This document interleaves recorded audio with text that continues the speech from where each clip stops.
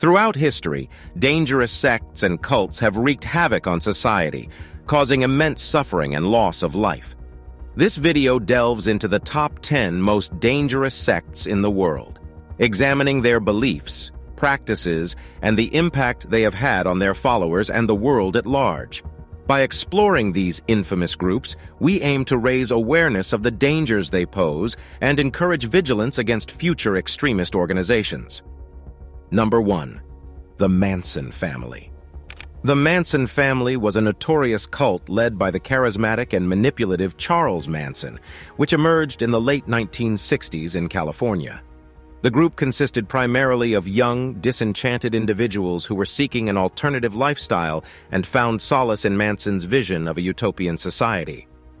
Manson, a failed musician and career criminal, had a magnetic personality that attracted vulnerable and impressionable followers, whom he controlled through a combination of psychological manipulation, drugs, and promises of a better future. At the core of Manson's beliefs was the concept of helter-skelter, a term he borrowed from the Beatles' song of the same name. He believed that an apocalyptic race war was imminent, and that the Manson family was destined to survive this war by hiding in an underground city. After the war, they would emerge as rulers of a new world order. To hasten the arrival of helter-skelter, Manson ordered his followers to commit a series of brutal murders, intending to incite further violence and social unrest. The Manson family's most infamous crimes took place over 2 nights in August 1969.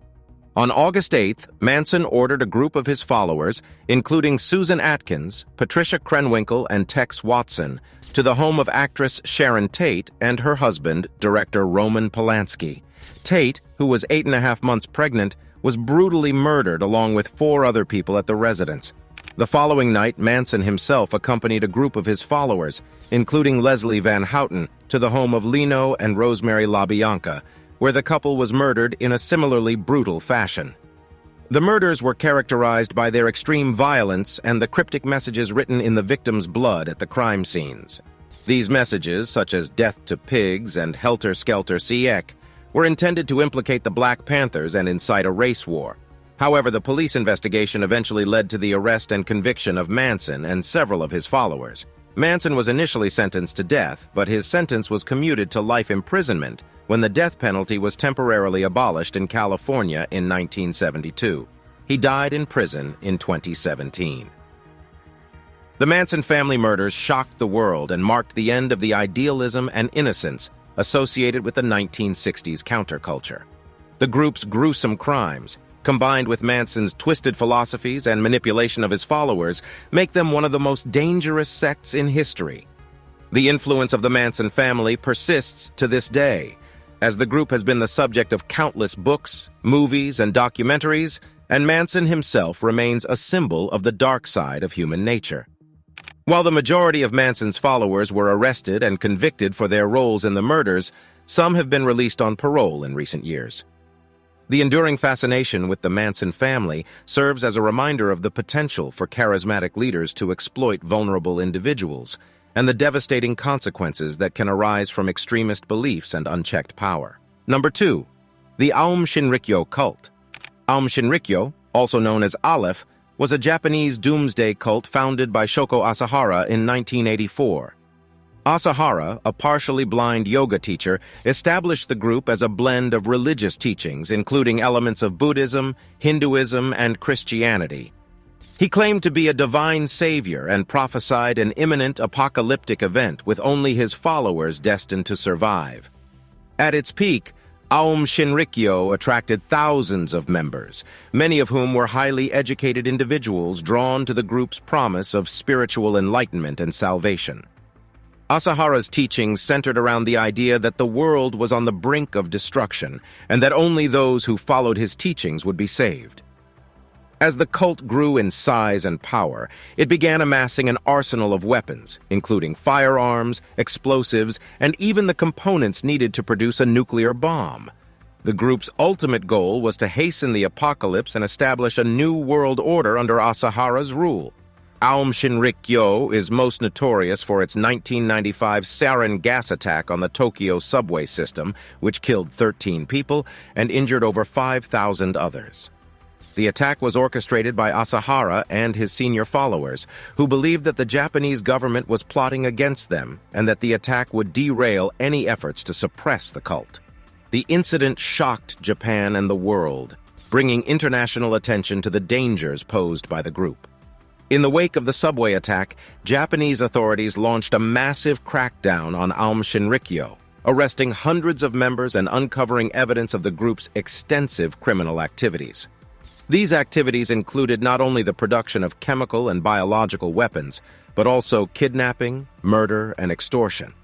Asahara and many of his senior followers were arrested, tried, and eventually executed for their roles in the cult's crimes. The sarin gas attack and subsequent arrests led to the dismantling of Aum Shinrikyo's infrastructure and a significant decline in its membership. However, the group has not disappeared entirely. In 2000, it rebranded itself as Aleph and has since attempted to distance itself from its violent past, focusing on spiritual teachings and charitable work. Despite these efforts, the Japanese government still classifies the group as a terrorist organization, and it remains under strict surveillance. The Aum Shinrikyo cult stands as one of the most dangerous sects in history due to its combination of apocalyptic beliefs, charismatic leadership, and willingness to engage in acts of terrorism. Its ability to recruit educated, seemingly rational individuals highlights the power of manipulation and the vulnerability of people seeking spiritual fulfillment. The legacy of the cult serves as a reminder of the devastating consequences that can result from the unchecked growth of extremist organizations and the importance of vigilance against the rise of similar groups in the future. Number 4. The Branch Davidians. The Branch Davidians were a religious sect that originated from a schism within the Seventh-day Adventist Church in the 1930s. The group, led by Victor Hautef, established a small commune near Waco, Texas, and followed a distinct set of beliefs, including an emphasis on the imminent return of Jesus Christ and the establishment of a Davidic kingdom on earth. Following Hautef's death in 1955, the group underwent several leadership changes and splintered into factions. In the early 1980s, Vernon Howell, who would later adopt the name David Koresh, emerged as the group's leader. Koresh claimed to be the final prophet of the Branch Davidians and preached a radical interpretation of the Bible that included apocalyptic prophecies and a divine directive to take multiple wives, some as young as 12 years old. Under his leadership, the group became increasingly insular and began stockpiling weapons in preparation for what they believed would be an imminent confrontation with the forces of evil. In February 1993, the Bureau of Alcohol, Tobacco, and Firearms, ATF, launched a raid on the Branch Davidians compound, known as Mount Carmel, in an attempt to execute a search warrant related to illegal firearms possession. The raid resulted in a shootout between the ATF agents and the Branch Davidians, leaving 4 agents and 6 Davidians dead. This event sparked a 51-day standoff between the sect and federal law enforcement agencies, including the FBI. The standoff culminated in a controversial assault on the compound on April 19, 1993. The FBI used tanks to insert tear gas into the buildings in an attempt to force the occupants to surrender. However, a fire broke out, engulfing the compound and resulting in the deaths of 76 people, including Koresh and 25 children. The exact cause of the fire remains a subject of debate, with some arguing that it was started by the FBI's actions, while others contend that the Branch Davidians set the fire themselves, either as a final act of defiance or as part of a suicide pact. The Waco siege, as it came to be known, was a tragedy that raised significant questions about the handling of the situation by federal law enforcement agencies. The events at Waco have been criticized for the use of excessive force, the lack of a clear plan to resolve the standoff peacefully, and the potential violation of the constitutional rights of the Branch Davidians. In the years following the siege, there have been numerous investigations, documentaries, and books examining the events leading up to and during the standoff, as well as the broader issues surrounding the actions of federal law enforcement agencies. The Branch Davidians represent a cautionary tale about the potential dangers of extremist religious beliefs, unchecked power, and the escalation of conflict between authorities and insular communities. The tragic outcome of the Waco siege underscores the importance of understanding and addressing the underlying causes of radicalization and the need for law enforcement agencies to balance the enforcement of laws with the protection of individual rights and the pursuit of peaceful resolutions in conflicts with extremist groups. Number 5. The Order of the Solar Temple. The Order of the Solar Temple, also known as the International Chivalric Organization of the Solar Tradition, was a secret society and doomsday cult founded in 1984 by Joseph DiMambro and Luc Jouret. The group's beliefs were an eclectic mix of Christian esotericism, New Age spirituality, and conspiracy theories, with an emphasis on the imminent approach of the apocalypse and the idea that members would be spiritually transformed and ascend to a higher plane of existence. DiMambro and Jouret, both charismatic leaders, attracted followers with their promises of spiritual enlightenment and secret knowledge.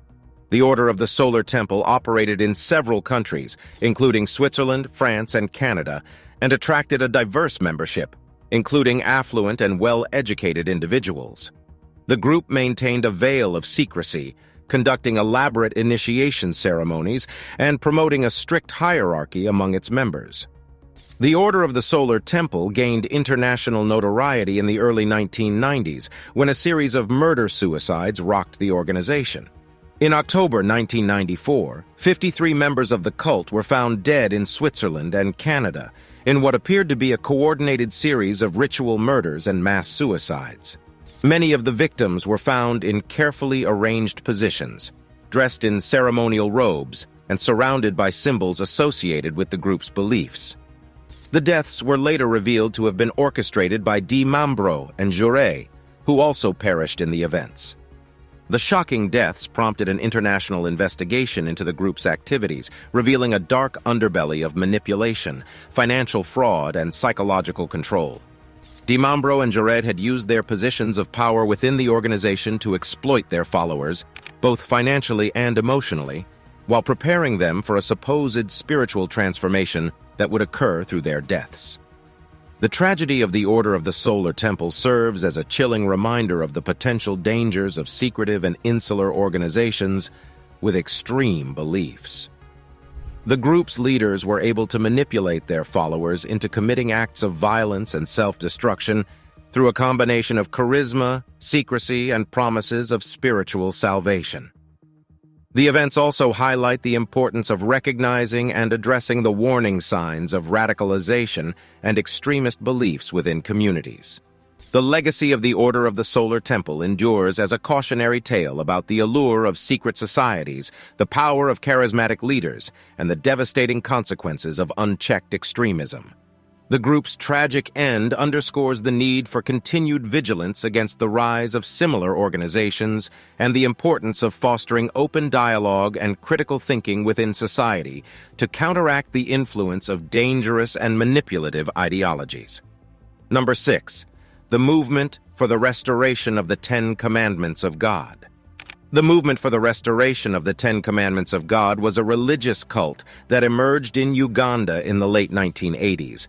The group was founded by Credonia Morinde, a former prostitute, and Joseph Kibwetira, a failed politician, along with other leaders who claimed to have experienced visions of the Virgin Mary. The cult's teachings were a blend of traditional Christian doctrine and apocalyptic beliefs, with an emphasis on strict adherence to the Ten Commandments as the key to salvation. The movement attracted followers with its promises of spiritual purity and salvation from an impending apocalypse. Members were required to observe a strict code of conduct, including abstaining from sex, observing a near-silent existence, and adhering to a vegan diet. The group's leadership maintained tight control over its followers, using fear, manipulation, and prophecies of doom to maintain loyalty and obedience.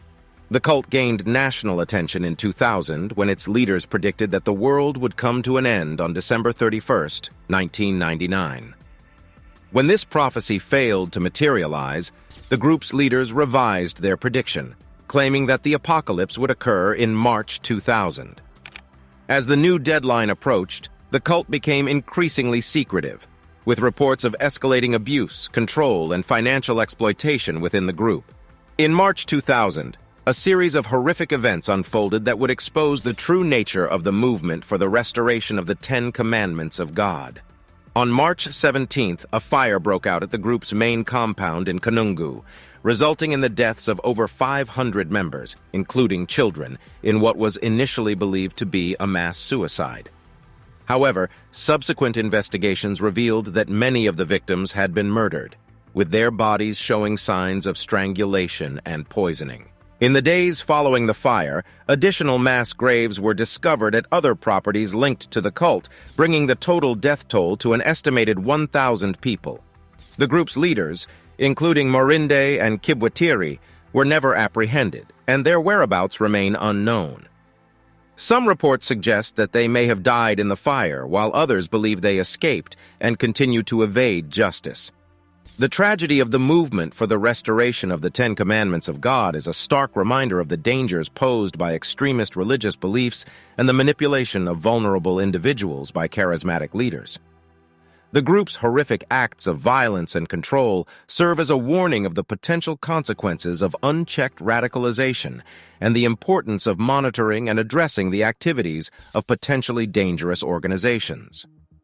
The story of the movement also underscores the need for continued vigilance against the emergence of similar cults and the promotion of critical thinking and open dialogue as a means of counteracting the allure of extremist ideologies. Number 7. The Heaven's Gate Cult. Heaven's Gate was an American UFO religious cult founded in the early 1970s by Marshall Applewhite and Bonnie Nettles. The group's beliefs were a mixture of Christian theology, New Age spirituality, and science fiction, with an emphasis on the idea that Earth was due for a spiritual cleansing, and that salvation could only be achieved by ascending to a higher plane of existence on a spaceship. Applewhite and Nettles, who referred to themselves as Do and T respectively, claimed to be representatives of extraterrestrial beings and the key to spiritual ascension for their followers. The cult's teachings revolved around the concept of the next level, which was described as a higher state of consciousness accessible only to those who underwent a process of spiritual transformation. Members of Heaven's Gate were required to adhere to a strict set of rules, including celibacy, gender neutrality, and the renunciation of personal possessions and relationships. The group's leaders used a combination of charisma, manipulation, and isolation to maintain control over their followers, who numbered around 40 at its peak. In March 1997, the appearance of the Hale-Bopp comet provided the catalyst for one of the most notorious mass suicides in modern history. Applewhite and his followers believed that the comet was a sign that it was time to leave Earth and ascend to the next level. The group rented a mansion in San Diego, California, and meticulously planned their exit from this world. Over the course of 3 days, 39 members of Heaven's Gate, including Applewhite, ingested a lethal cocktail of phenobarbital and vodka, placed plastic bags over their heads, and laid down to die. They were found dressed in identical black tracksuits and wearing matching Nike sneakers, with purple shrouds draped over their bodies.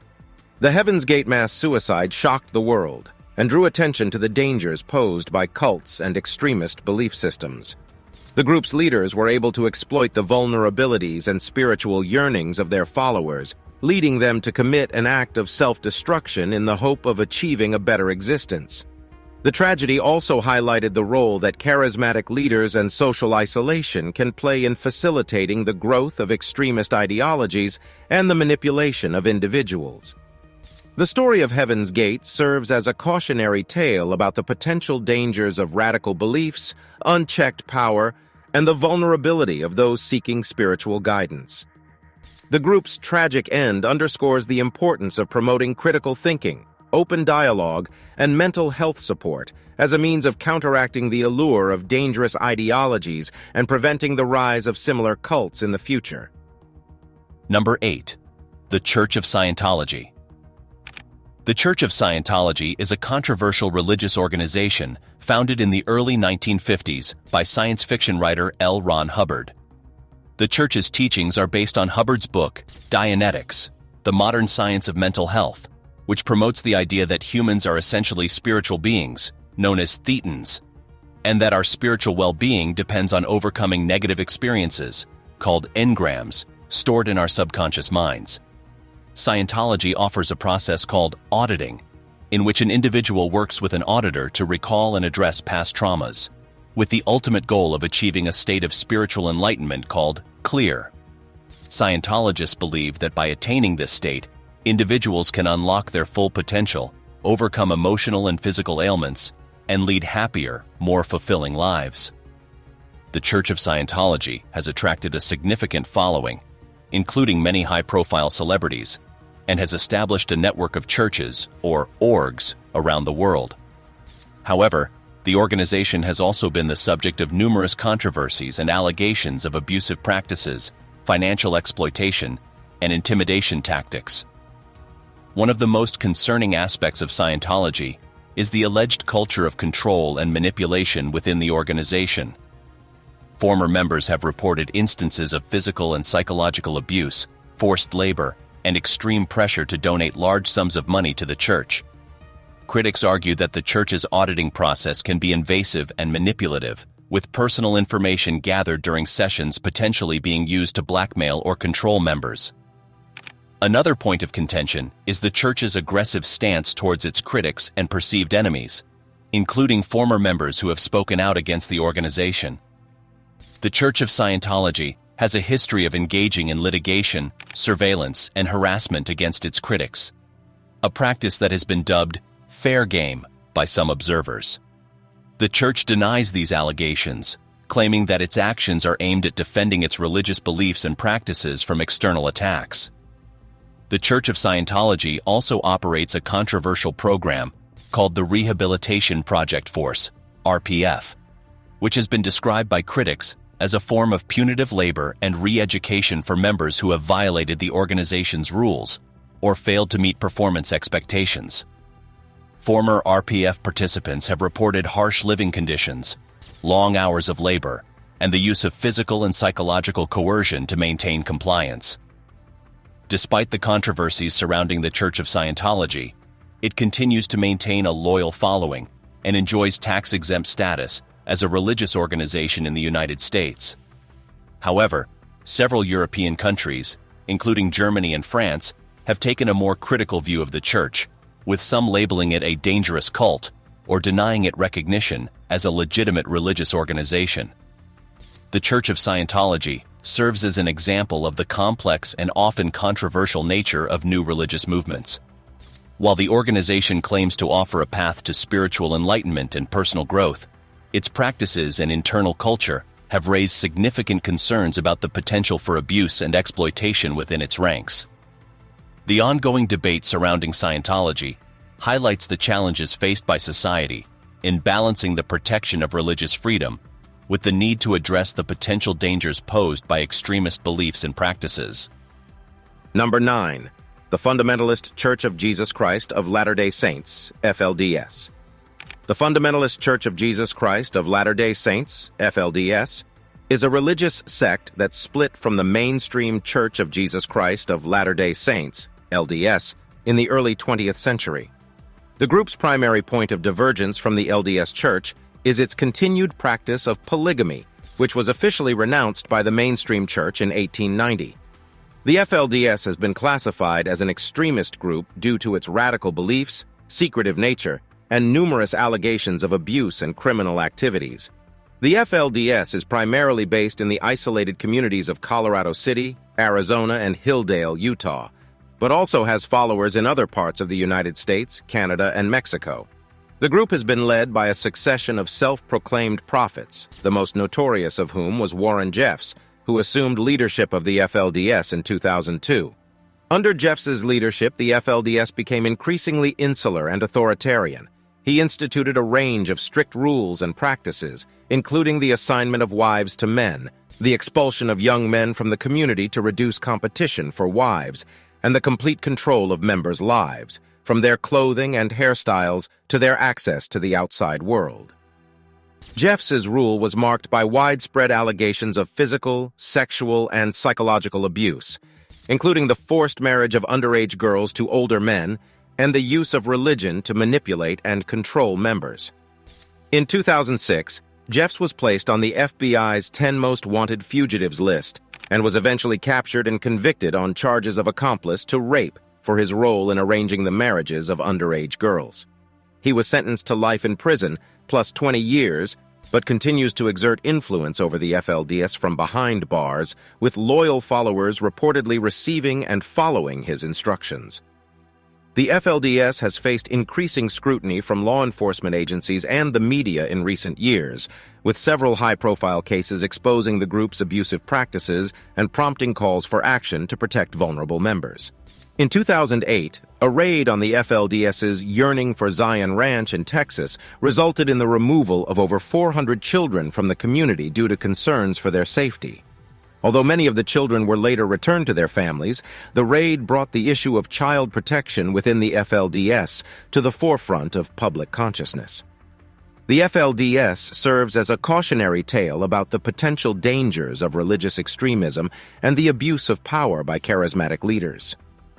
The group's secretive nature and isolation from mainstream society have facilitated a culture of control, manipulation, and abuse, with vulnerable individuals, particularly women and children, bearing the brunt of the harm. The case of the FLDS highlights the importance of vigilance in monitoring and addressing the activities of extremist groups and the need to balance respect for religious freedom with the protection of individual rights and the pursuit of justice for victims of abuse. Efforts to address the problems within the FLDS are ongoing, with former members and activists working to provide support and resources for those seeking to leave the group or adjust to life outside its confines. The story of the FLDS underscores the importance of fostering open dialogue, critical thinking, and empathy as a means of counteracting the allure of extremist ideologies and promoting healing and recovery for those affected by them. Number 10. Boko Haram. Boko Haram, a militant Islamist group, emerged in Nigeria in the early 2000s and has since gained notoriety for its brutal tactics and a series of high-profile attacks across the region. The group's name, which translates to Western education is forbidden in the local Hausa language, reflects its opposition to secular education and its aim to establish an Islamic state governed by strict Sharia law. Boko Haram has been designated as a terrorist organization by various countries and international bodies, including the United States, the European Union, and the United Nations. The group was founded by Muhammad Yusuf, an Islamic preacher who espoused a radical interpretation of Islam and sought to establish a theocratic state in Nigeria. Following Yusuf's death in police custody in 2009, Boko Haram became even more radical under the leadership of Abubakar Shekau, launching a violent insurgency that has devastated communities in Nigeria, Chad, Niger, and Cameroon. Boko Haram's tactics have included bombings, assassinations, kidnappings, and mass shootings, with a particular focus on targeting civilians, schools, and religious institutions. The group gained international attention in 2014 when it kidnapped more than 200 schoolgirls from the town of Chibok, sparking a global outcry and the Bring Back Our Girls campaign. Many of the Chibok girls have since been released or escaped, but others remain unaccounted for. In addition to its attacks on civilian targets, Boko Haram has engaged in a protracted conflict with regional security forces, leading to the displacement of millions of people and a severe humanitarian crisis. The group's activities have contributed to widespread food insecurity, malnutrition, and disease in affected areas, further exacerbating the suffering of local populations. In 2015, Boko Haram pledged allegiance to the Islamic State, ISIS, and rebranded itself as the Islamic State West Africa Province, ISWAP. However, internal divisions within the group have since emerged, with a faction led by Abu Musab al-Barnawi breaking away from Shekau's leadership to form a separate organization that continues to operate under the ISWAP name. Despite these internal conflicts, both factions remain committed to their extremist ideology and continue to pose a significant threat to regional security.